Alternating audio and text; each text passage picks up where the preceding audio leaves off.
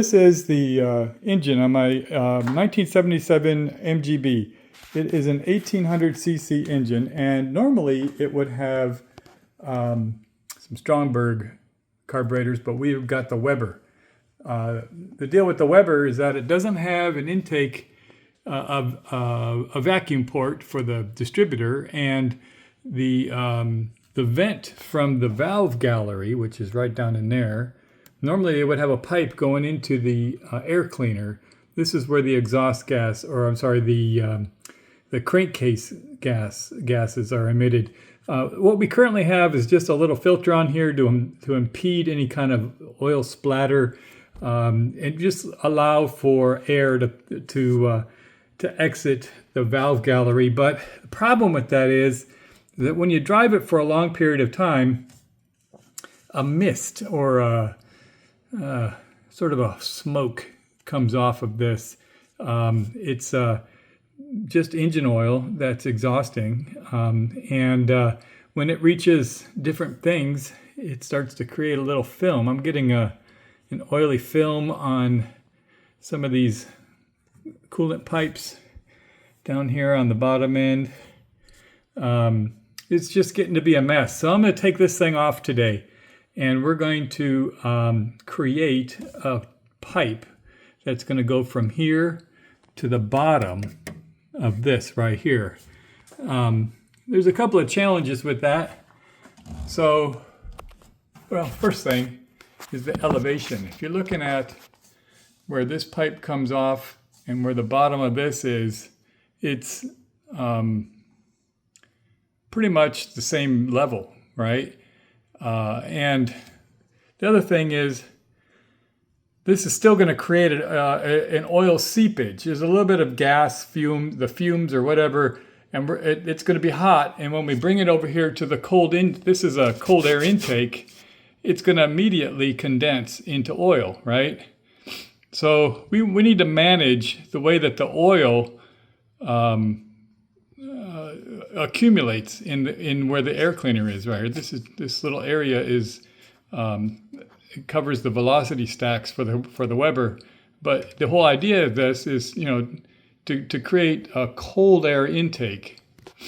When we're introducing hot fumes from the engine into that oil is going to condense, and I don't want to get oil dripping down here and making a mess. The whole idea is the oil that is in this air as it's exhausted, it needs to go into the intake and be burned by the engine. And if it does condense, we want it to condense and go back into the little filler tube here.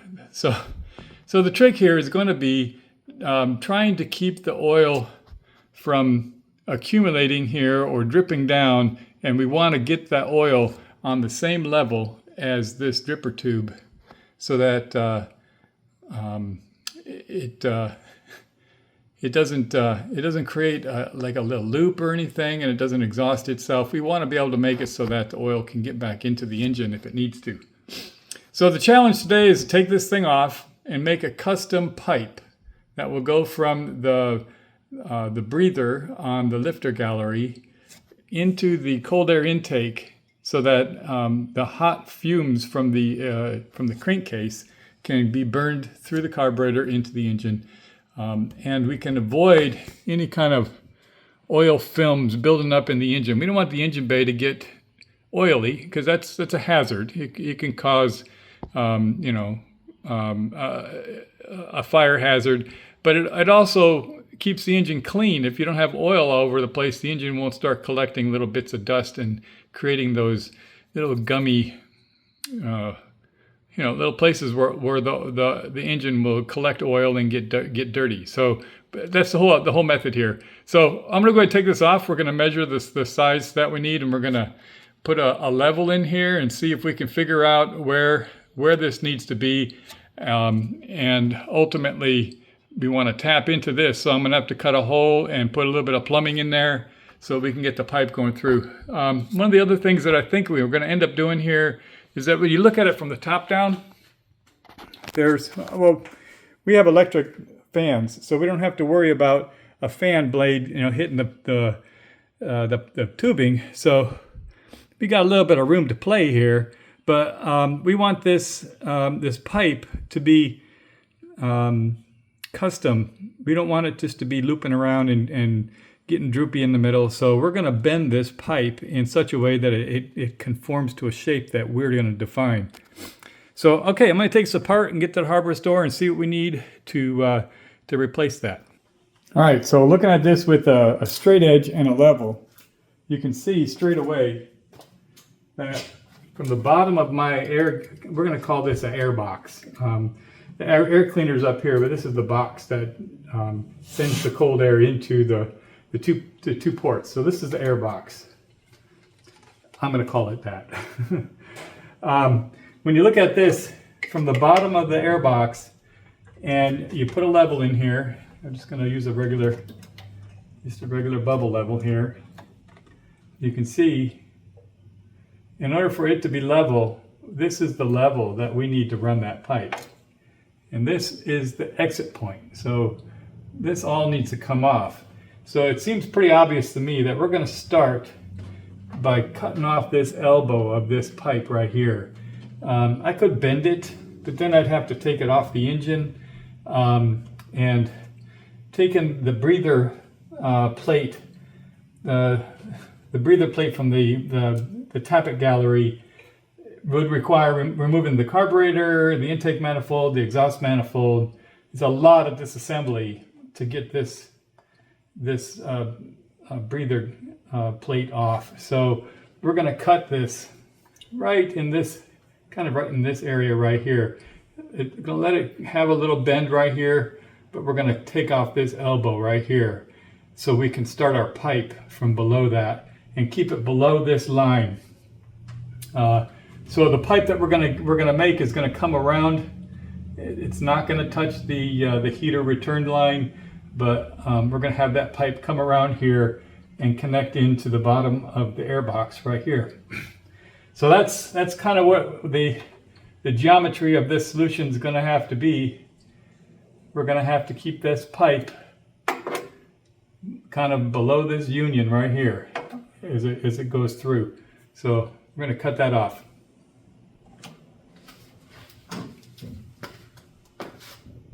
All right, so I know what you're thinking.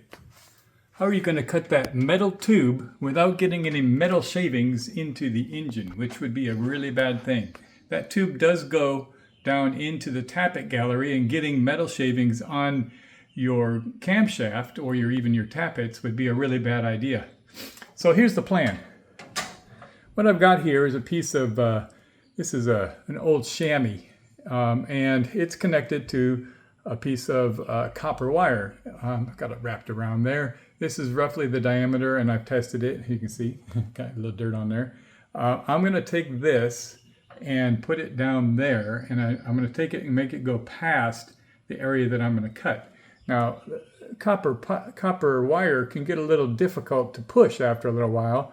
So what I've got here is a piece of vinyl tubing that I'm going to use to help to push that down into that tube beyond where we're gonna cut. Then we're gonna go ahead and cut it, and this is all sacrificial. So even if I cut part of it, it won't hurt anything. And then once I get to the point where it's cut all the way through, then I'm going to extract this copper wire, which will pull the plug of sorts, whatever you say. It'll pull that back past the area that I've cut, and any shavings that would have fallen into the tube will be intercepted by this little plug. Let's hope that works. We're going to inspect it, obviously, after the fact. I do have a camera that I can put down in there, and we'll prove it. So just having some fun. Let's go ahead and plug this thing up. Here we go. Got my little apparatus in here. It's about 4 inches deep, which will take it past the area that we're going to cut. So I'm going to go ahead and get my vibrating saw and just cut a ring around it. I'm not going to try to cut all the way through it, and we'll pull that off.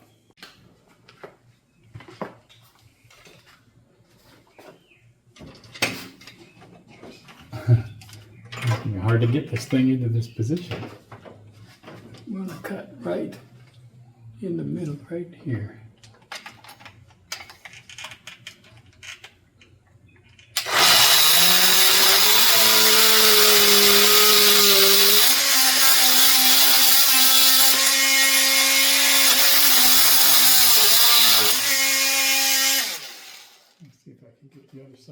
Another cut match up with that one.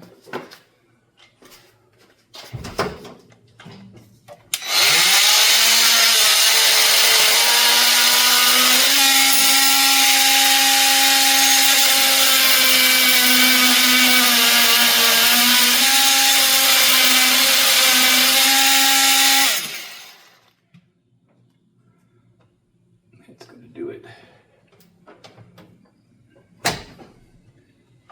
You can see my plug right there. Okay, and then this will be the copper.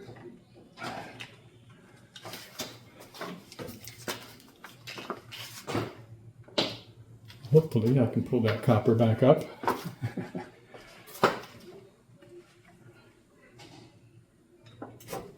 Here it goes. Here it goes. Ta-da! No shavings in the engine.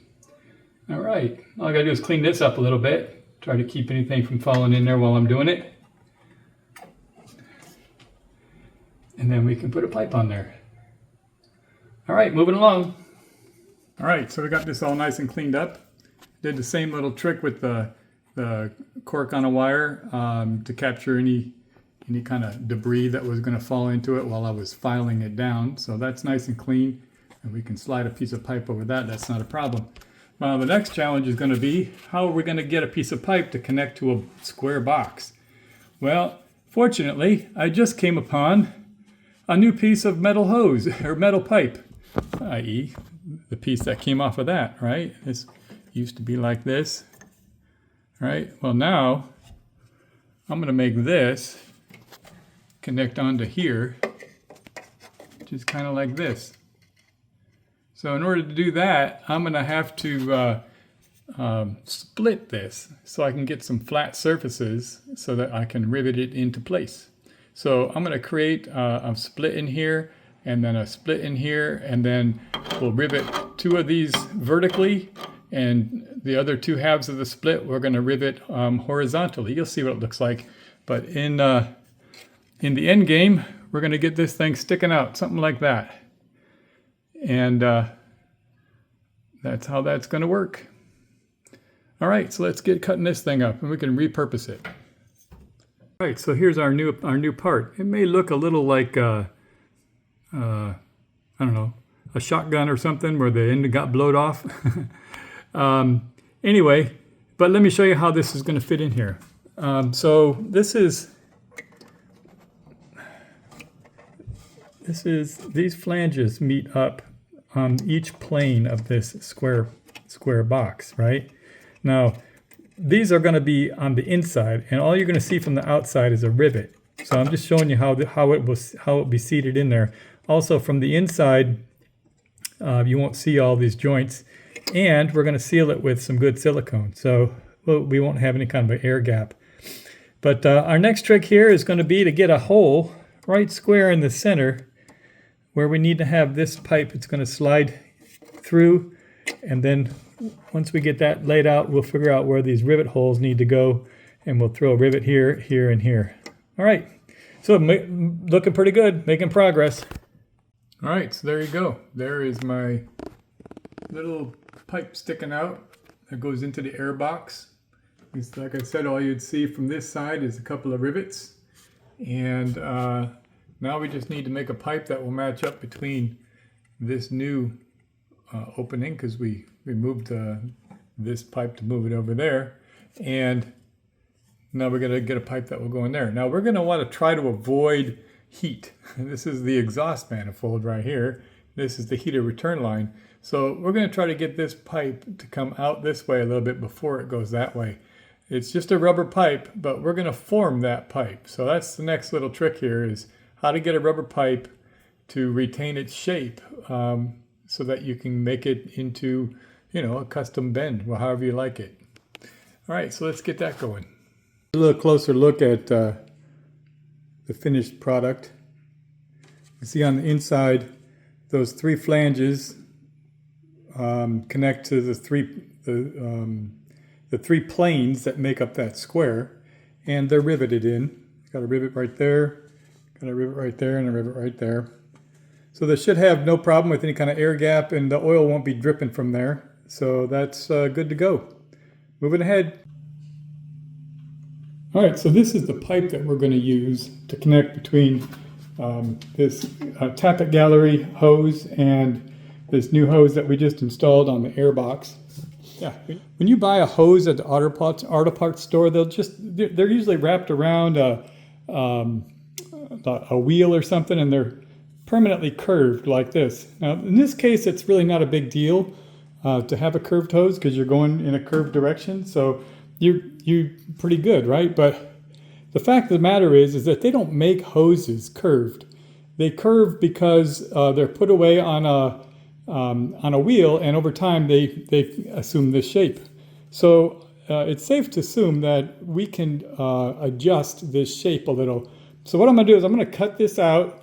I'm going to pre-fit it, and then I'm going to put a little extra bend here and maybe a little straightening here so we can get a better shape out of it, so it doesn't just look like I schlocked a hose onto it. And also we want to route this hose away from the heat. The whole idea here is we want this, whatever's in this, the exhaust vapor that comes off of that hose there, we want it to lose its heat pretty quick. And we don't want this hose to become a leaking problem or nothing. So we're going to go ahead and I'm going to show you how you can change the shape of a hose permanently by shaping it with heat and cold.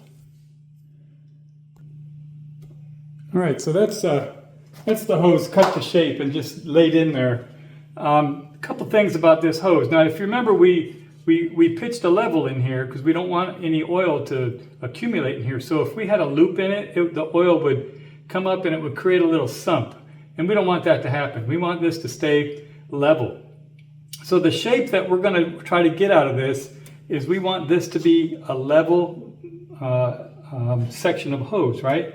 So we're going to put a bend in it about like this. So if you can see what that looks like, we're going to take a little bend here, a bend here, and a bend here to try to make this flat and level. We don't want it to get droopy and start to sag. We want it to stay nice and level. So this is the shape that we're going for right here. So I'm going to make a couple of marks on here, and then we're going to take it over and heat it up with the air gun. All right, so what I got going on here is I've got a section of some really thick, solid copper wire. This is uninsulated. It's really easy to mold and shape. I say easy. It can be done by hand. It's easy to mold. But so I've slid it down through the pipe, and I've molded it into the shape that we intend to have when we get done here. And now what I'm going to do is I'm going to take the heat gun and I'm going to heat it up on the areas where it's bent. And once I get it all the temperature and it's nice and malleable, I'm going to dip it into ice bath. This is my oil drip pan here, and it's filled with ice water. What that's going to do is when you heat it, it's going to get pliable, and it's going to get, let's just say, programmable. And then when we put it in the ice, it's going to set in that position.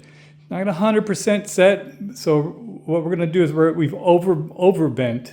Things are bent a little further than they're going to be. And I've even put a little bit of an arc in this straight section so that it'll come back. It's going to rebound a little bit, is what I'm saying. Now, some considerations. If you make a curve that's very acute, you might get a pinch. So just using the copper wire without any kind of insulation might not work for that, but you can put a thinner piece of vinyl hose over the top of the copper to make it thicker, and that will keep it from pinching. And so I'm not going to do that on this case because nothing that we have here is going to pinch it beyond any kind of tolerance that we have for pinching.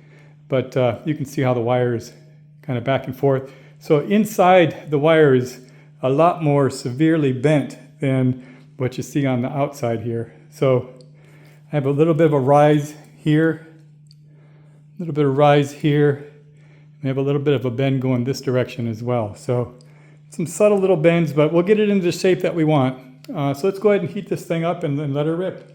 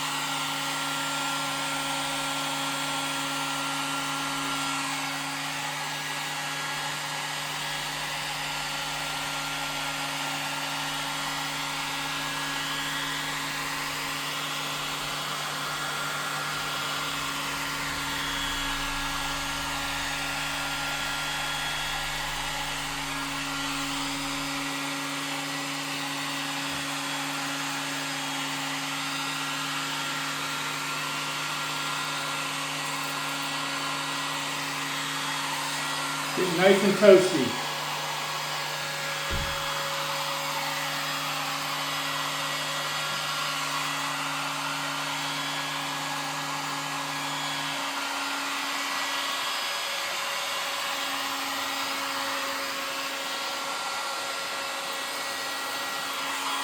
Yeah.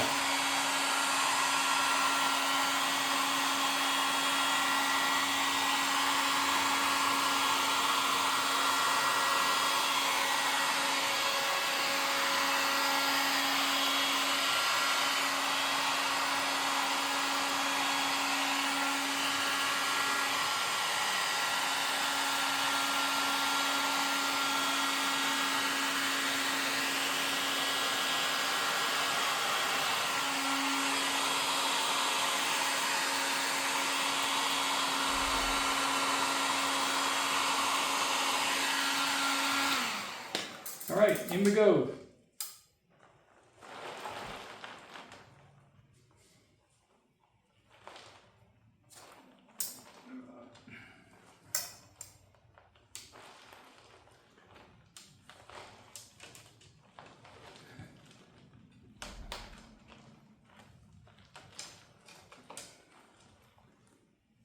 All right, let's let that set for a little while and get nice and cold. Hopefully the difference in temperature and the shock of the water will secure it. So once we have to pull the wire out, obviously it's gonna bend it back flat again. But hopefully the curing will have occurred in the ice, and then we can pull it out. There we go. Let's let that sit for a little while. All right, so I'll let that sit long enough. Let's see what this looks like when we get it out. Ooh, that's cold. All right, let's pull this copper wire out of here.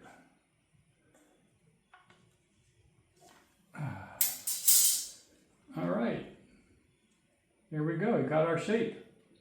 It's no longer just a curvy wire. It has pretty much the shape that we're looking for. Now there's going to be some resistance, but I think once we get it connected, it'll all be good. So that's just a method you can use. Again, if you really want to have a specific shape, you really need to bend it way beyond so that when it rebounds afterwards, it'll look a lot better. So, but this will serve our purposes perfectly. Let's go ahead and get this thing mounted in the car. All right, there you go. Pipe in place. And you can see we got our subtle little curve here to keep it off of the heater hose. We have a little flat section to keep it from pooling up any oil.